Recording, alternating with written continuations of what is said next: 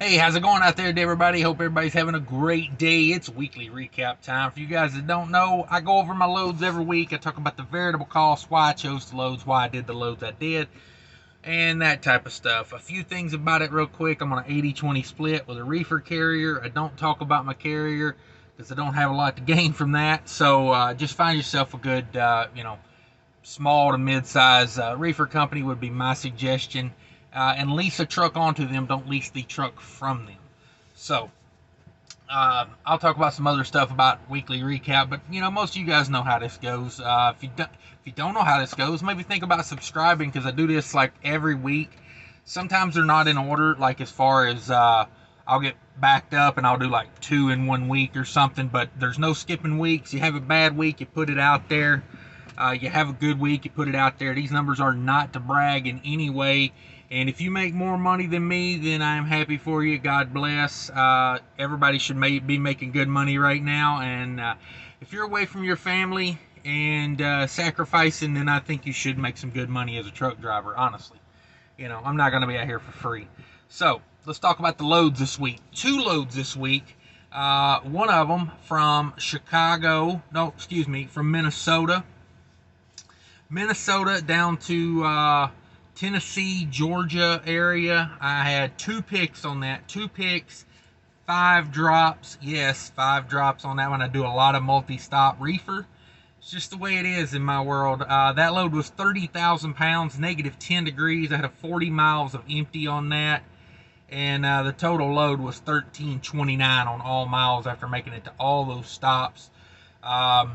Now, I did have a pretty rough time at Cisco, Nashville on that load, and that cost me the second stop to be delayed. We had to drop that at a third-party, a 3PL type location to get the other stops done. So sometimes that happens on multi-stop loads. Things don't always go as planned. I spent about 7 or 8 hours at Cisco, Nashville that day. I think it was a Monday morning. I spent 8 o'clock appointment. I got out of there at about 3 p.m. So sometimes that does happen.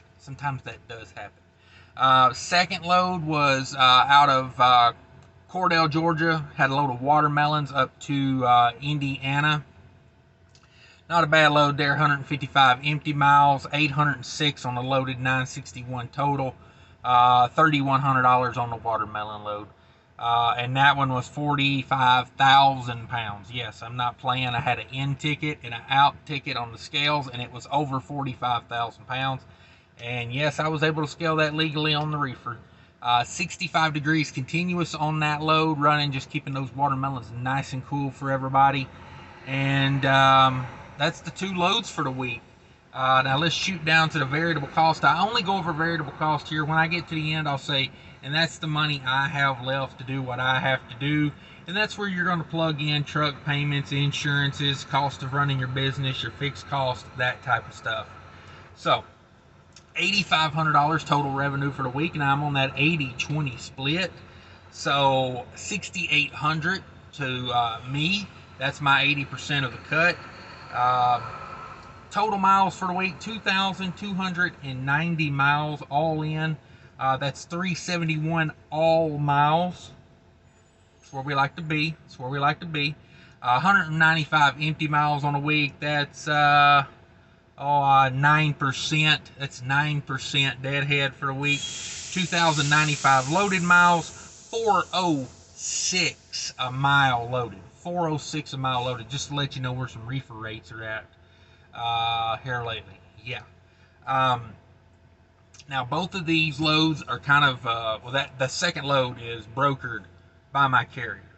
A lot of people don't like it when their carrier has a brokerage. I don't understand where you would come from with that. They say it's a conflict of interest I've seen out there. My personal opinion, that's not a conflict of interest. That's them securing me good paying freight. I get the first pick at that. You see how that works? I don't like playing spot market all day, every day. When it's up, it's good. When it's not, I'm not a big fan of it. I'll be honest with you.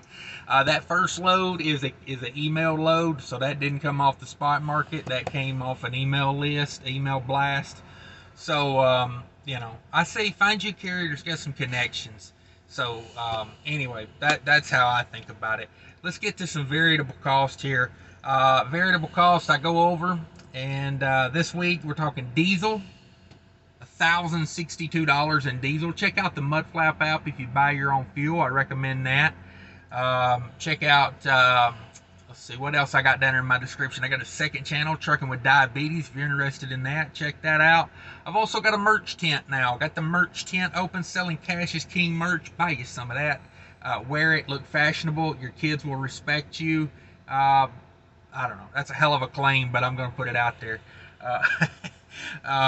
And so anyway, sorry about that. I don't know if I should leave that in there or not. But anyway, 1,062 on diesel, 252 on reefer. Multi-stop, negative 10-degree load. That's rough on reefer. $19 on def, $21 on tolls, $31 on scales.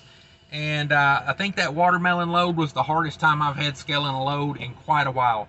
Let's see, I had my original scale ticket I had to get before I went in there, and I was no smart. I got my original scale ticket about 50 miles before I got there where I got fuel.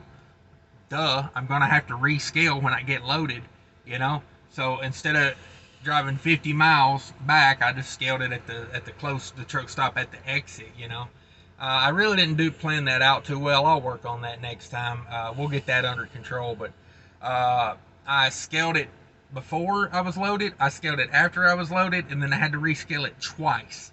That's the most I've been on a scale for a load ever, I think. I'm pretty good at judging weight, but boy, the way they had them watermelons stacked in there, that was a crapshoot. So, just one of those loads. But anyway, 31 scales. Total variable cost, $1,375 on variable cost. We bring over that $6,800 we had, the 80% my cut, and that's minus that $1,375 total variable cost, and that's going to leave us, $5,425 to do what I have to do with.